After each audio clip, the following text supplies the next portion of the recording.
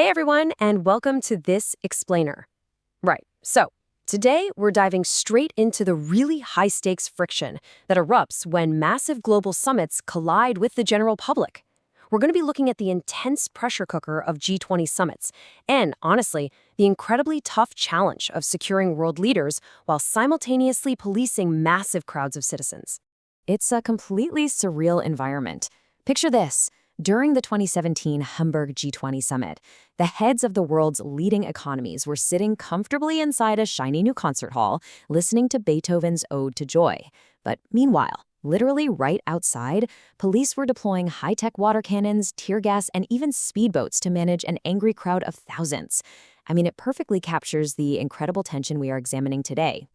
So here's our agenda for today. We'll start with Welcome to the G20, look at Operation Glencoe and Kettling, delve into the death of Ian Tomlinson, cover Uncovering the Truth, and finish up with Accountability and Reform. All right, Section 1. Welcome to the G20, inside the 2017 Hamburg protests. The sheer scale of the security apparatus at these events is just staggering. We're talking 15,000 police officers deployed to this northern port city. And the clashes, they were severe. Masked protesters set fire to cars, smashed shop windows, and even targeted police helicopters with flares. By Friday afternoon, this had resulted in 160 injured officers and 70 arrested protesters. Now, as you might expect, the narratives coming out of these summits are deeply, deeply conflicting. You have protest co-organizer Andreas Beuth accusing authorities of deliberate provocation, claiming that the police clearly started the escalation. But on the flip side, the police stated they only used force after a hardcore block of activists attacked them with bottles and sticks. It really goes to show just how quickly situations can degrade on the ground, depending on who you ask. Moving on to Section 2, Operation Glencoe and Kettling, the 2009 London protests. A really crucial element of the London protests was a police tactic known as kettling. If you're not familiar with it, it basically involves corralling protesters into small, contained spaces and holding them there until they are dispersed. During what was called Operation Glencoe, over 4,000 protesters, and honestly many innocent bystanders too, were trapped outside the Bank of England for nearly 7 hours. With officers working grueling 14-hour shifts and sleeping on police station floors, the atmosphere was, as you can imagine, incredibly tense. And right in the middle of all this chaos was a man named Ian Tomlinson. Now, the absolute most important takeaway here is that he was not a protester. He was a 47-year-old newspaper vendor with a history of alcoholism and periods of homelessness. On the evening of April 1st, 2009, he was literally just trying to reach his room at a nearby shelter. He was just a guy trying to walk home through the financial district, only to find his usual route completely blocked by police cordons. Which brings us to Section 3, the death of Ian Tomlinson, caught in the crossfire. Let's walk through his timeline. At 7 p.m., Tomlinson leaves his newspaper stand at Monument Tube Station. Over the next 15 minutes, he kind of wanders through the streets, repeatedly bumping into police lines and having to double back. At one point, he is even bitten by a police dog, but he doesn't react. Finally, at around 7:15 p.m., he's walking slowly down Royal Exchange Passage with his hands in his pockets, telling a bystander he's just trying to get home. Suddenly, an officer lunges at him from behind, strikes him across the legs with a baton, and violently pushes him to the ground. After hitting the pavement with a sickening noise, Tomlinson briefly argues with the police, who, by the way, offer no assistance whatsoever. He's actually helped to his feet by a protester and manages to walk a short distance down the street. But just minutes later, at 7:22 p.m., he collapses outside 77 Cornhill. He appears dazed, his skin gray, and despite eventual medical attention from police medics, Ian Tomlinson is pronounced dead on arrival at the hospital. Now here is where things get really controversial. Just hours later, the Metropolitan Police issued a statement claiming they were attacked by a barrage of missiles from protesters while fighting to save Tomlinson's life. But eyewitness video, shot by a freelance journalist, proved the exact opposite. The footage actually showed protesters calling for calm, attempting to provide aid, and shouting, "Don't throw anything." This huge discrepancy immediately set off alarm bells.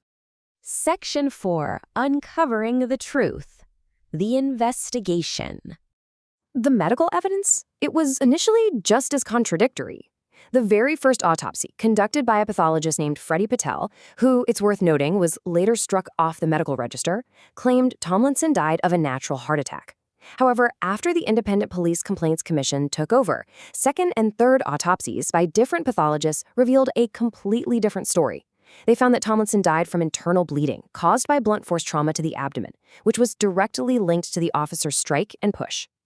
So for a few days after his death on April 1st, the official narrative actually held up.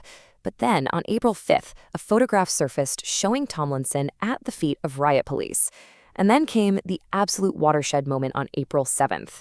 An investment fund manager from New York who had filmed the protests just out of curiosity realized the man in his footage being struck was the same man who died. He handed the video over to The Guardian, and its publication completely shattered the official police narrative. The officer in that video was identified as PC Simon Harwood from the Met's Territorial Support Group, and his background is, frankly, alarming. He had faced 10 previous complaints in 12 years and had bounced between forces. On the actual day of the protests, he had been involved in multiple altercations before he even crossed paths with Tomlinson. Crucially, he had removed his shoulder number and covered his face with a balaclava, which obviously made identifying him incredibly difficult. And finally, Section 5, Accountability and Reform, the systemic fallout. The legal conclusion to all of this was deeply complex. Harwood was prosecuted for manslaughter, though he was ultimately acquitted at trial. However, he was quickly dismissed from the police force for gross misconduct. And following civil proceedings, the Metropolitan Police paid Tomlinson's family a settlement and formally acknowledged that Harwood's actions had, indeed, caused Ian Tomlinson's death. But the systemic fallout was immediate. This whole tragedy triggered a massive, comprehensive 150-page report by the Chief Inspector of Constabulary, Dennis O'Connor. It severely criticized the creeping militarization of police tactics, pointing out that officers were treating the public as enemies. It warned that they were ignoring the vital British tradition of a consent-based model of policing. It was, without a doubt, a massive wake-up call, demanding fundamental reform. And these events, they sent ripples across the entire globe.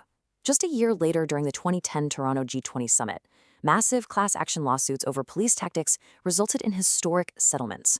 As the plaintiffs noted there, these lawsuits aren't just about financial compensation. They literally force vital public acknowledgement and binding commitments to reform how police handle public demonstrations.